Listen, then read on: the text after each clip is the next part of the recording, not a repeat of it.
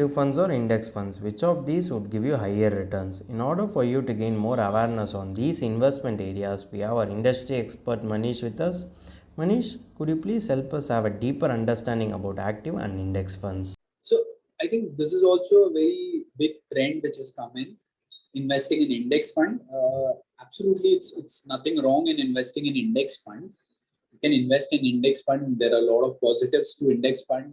It's low expense, easily you can take out money, etc. and all. But what happens in index fund is that it's kind of mimics the benchmark. So whatever is the allocation in the benchmark, it will be similar to that.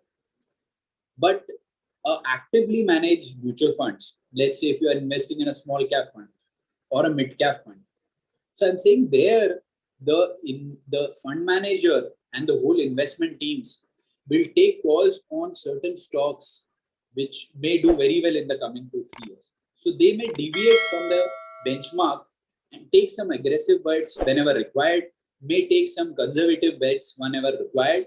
So there is an active element which is there.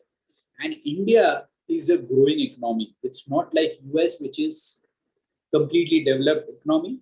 India is still developing. So for India, there is a lot of opportunities, a lot of stocks where you can invest and create wealth. So I believe in India, the importance of actively managed funds would be much higher compared to an index fund. So you need to keep a balance that you may portion out some money to index fund, but ensure that when you're investing in India, have some money in the actively managed fund because they can give much better return. And you can look at last 2-3 years data also. Actively managed funds have started to do very well.